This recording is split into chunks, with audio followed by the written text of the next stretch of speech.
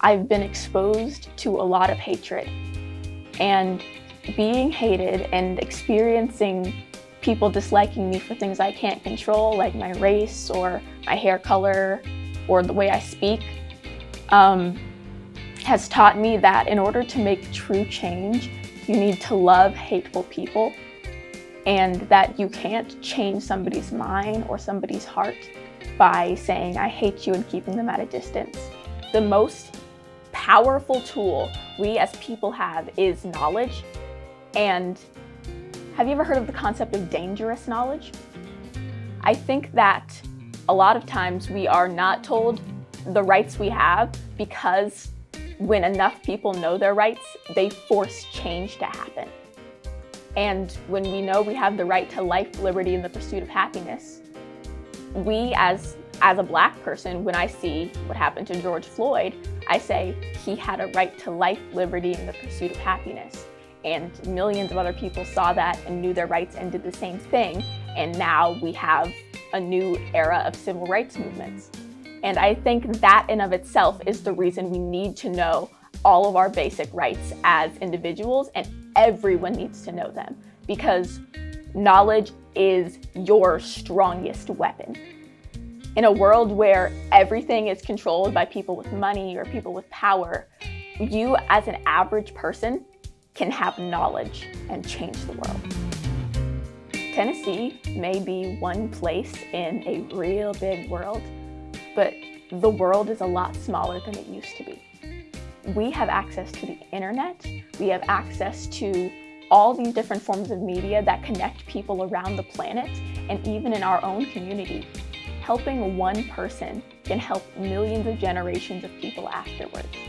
And I think that if you serve your neighbor and you love the people around you, you are helping the world at large. Furthermore, just because Tennessee is one place and Nashville is one city, that doesn't mean you can't make change on a global scale. Greta Thunberg is from some tiny town in Sweden, and she is one of the foremost climate activists, and she's only 17.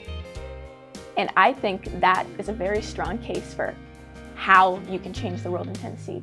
Make an Instagram, post about issues that are facing us, or any form of social media, make a YouTube, or start a clothing drive, collect clothes for families in need.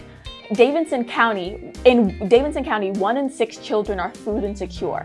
So if you are in Davidson County, you can start a food bank, or you can go and work at Safe Haven, and you could just provide food to one of your kids' classmates who you know isn't going to have Thanksgiving dinner or isn't going to have a Christmas meal.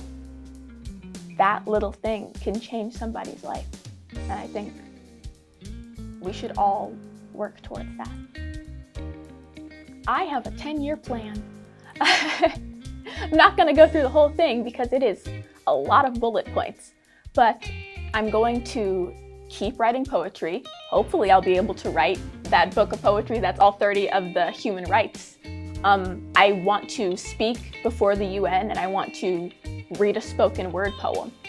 I want to make sure that there is a poem a poem addressing every major topic that I can for human rights, because it is a means of conveying facts and information that no other person in this country has done yet. And I think that me and the generations of, my generation of people, my generation of spoken word artists, can use our art for revolution. And I am going to start that revolution, even if it's just me. And nobody's going to stop me.